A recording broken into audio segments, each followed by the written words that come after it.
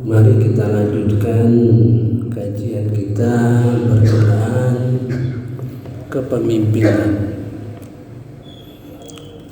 Pada saat kita menghadapi persoalan kepemimpinan, maka menunjukkan bahwa setiap orang yang beriman bertanggung jawab terhadap keikutan serta di dalam kancah politik. Terlihat dalam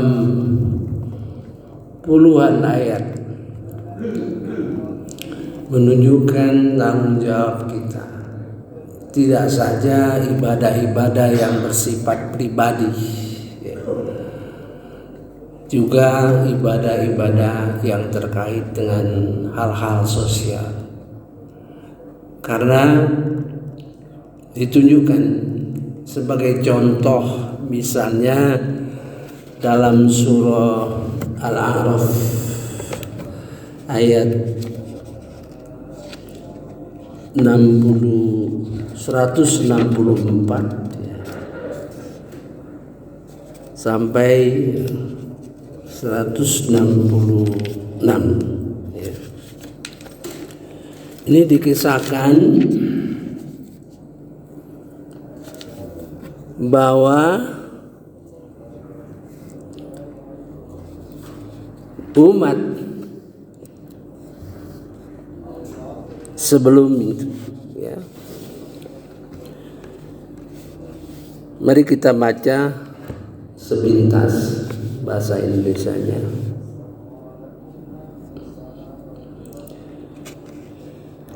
A'udzubillahi minasyaitonirrajim. Bismillahirrahmanirrahim. Dan tanyakanlah kepada Bani Israel tentang negeri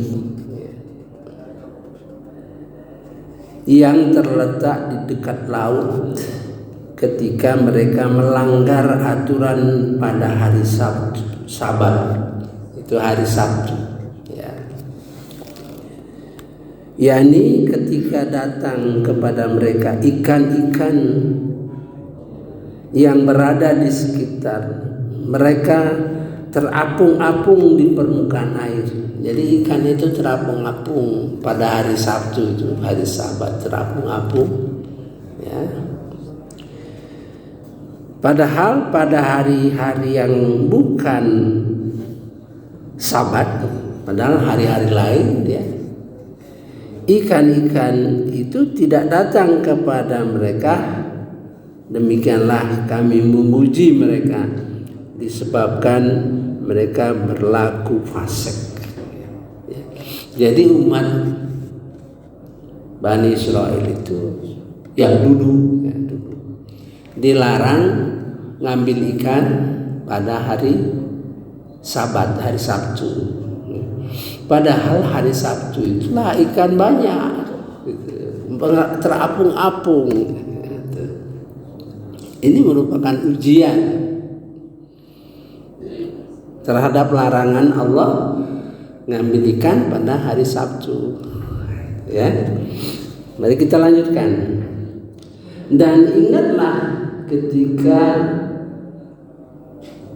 suatu umat di antara mereka berkata, ada bagian dari kelompok yang berada di sekitar laut itu, pantai, berkata, mengapa kamu menasihati kaum yang akan dibinasakan atau diazab Allah? Artinya mereka itu memberi nasihat, janganlah ngambil ikan hari Sabtu, gitu kira-kira. Allah tuh larang, Mereka mengakalinya Jadi ikan-ikan itu tidak diambil hari Sabtu, cuman dibatasi, istilahnya di apa ya, kalau bahasa kami di Palembang itu ditunggu, ya, ditunggu. Jadi ikan itu tidak akan bisa keluar karena sudah tidak diambil pada hari Sabtu, ya. Diambil pada hari Minggu katakanlah, ya. Ini ada kelompok orang, bagian dari mereka itu mengingatkan, ya, mengapa kamu, jadi ditanya yang memberi nasihat itu, yang mengingatkan itu,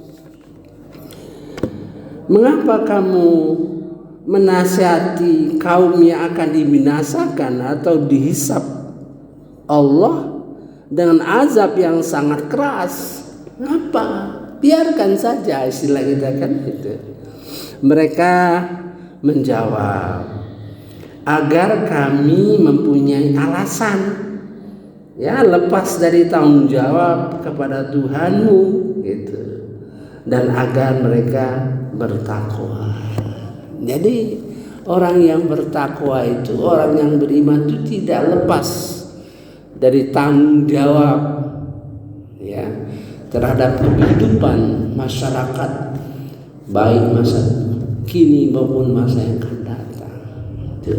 Ya. Ini dalam kisah seperti ini, mengapa kisah seperti ini masuk dalam Al-Quran? Padahal kisah itu kisah Bani Israel, ya. Kemungkinan ini terjadi, ya. Kita meninggalkan satu tanggung jawab, harus tahu apa yang kita harus lakukan, gitu, ya. Maka setelah mereka melupakan apa yang diperingatkan kepada mereka, kami selamatkan orang-orang yang melarang, orang yang berbuat jahat, dan kami timpakan kepada orang-orang yang zalim siksaan yang keras, disebabkan mereka selalu berbuat fasik. Ya.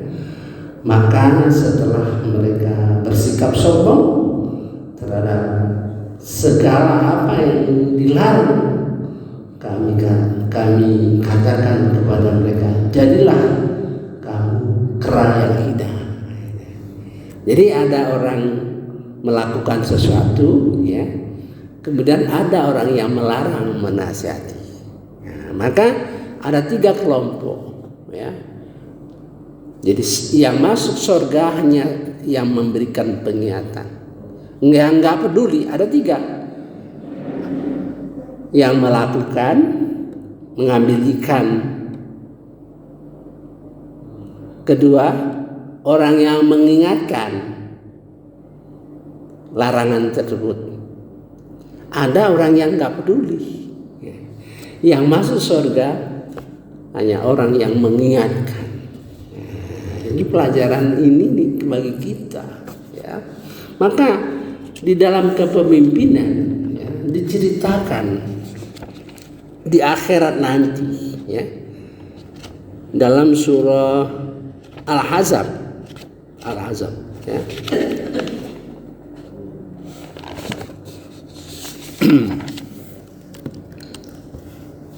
Al-Ahzab ayat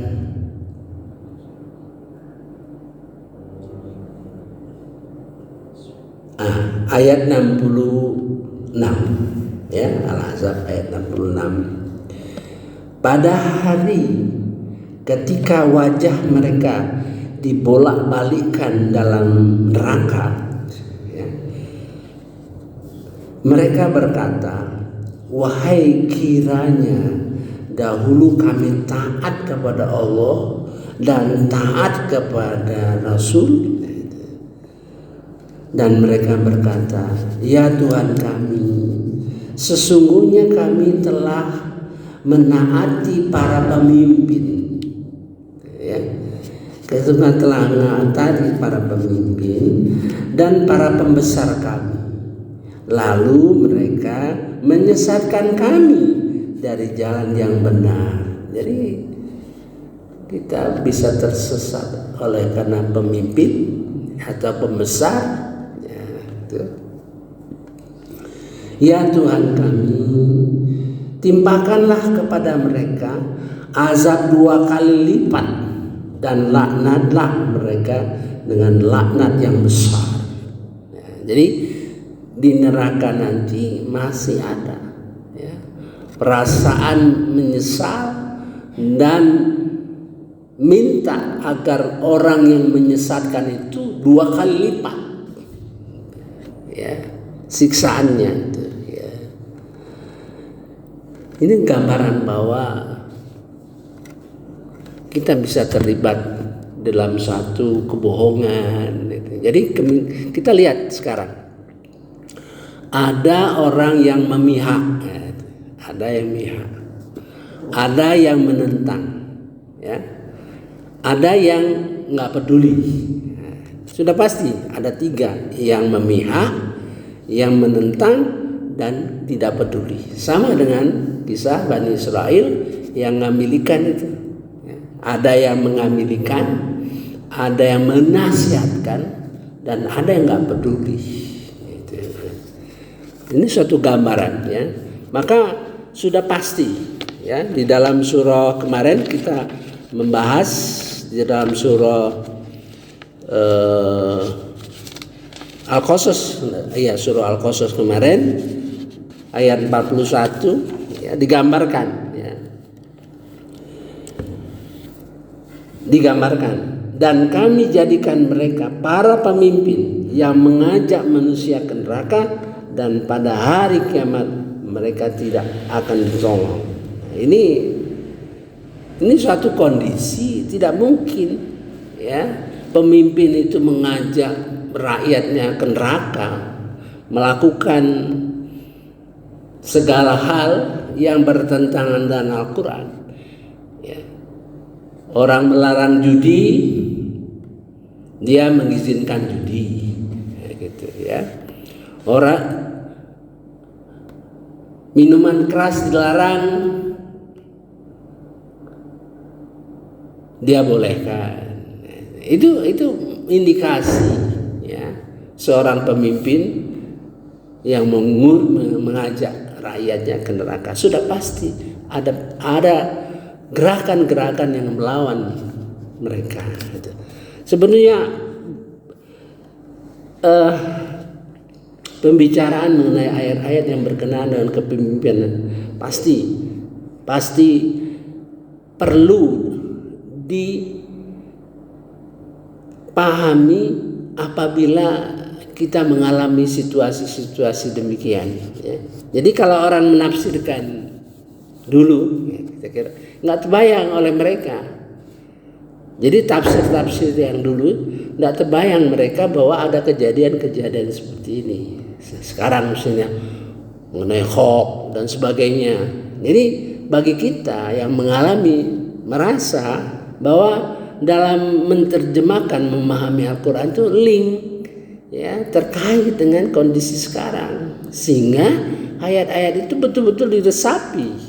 Seperti Palestina ya, Palestina dia percaya di dalam operasinya tuh, percaya mengenai surah Al-Isra ya, surah Al-Isra. Surah pasti percaya di dalam mereka menghadapi perang ya. Surah Al-Isra tidak salah. Bukan itu surah apa ya, lupa.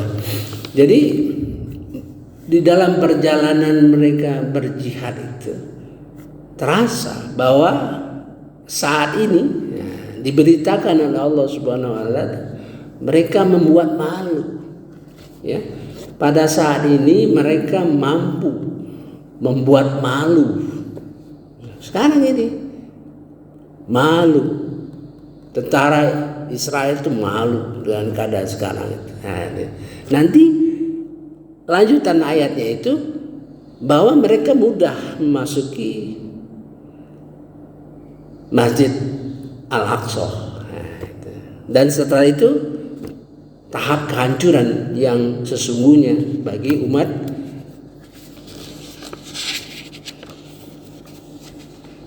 bagi Israel. Nah, pengalaman mereka seperti itu mereka yakin. Jadi Quran itu akan dipahami oleh orang-orang yang mengalami ayat itu. Gitu. Ayat itu merupakan petunjuk yang pasti pada suatu saat kita alami. Tidak semua orang, ya, tidak semua orang mengalami. Nah, dengan mengalami itu dia bisa memahaminya dengan lebih baik. Ya.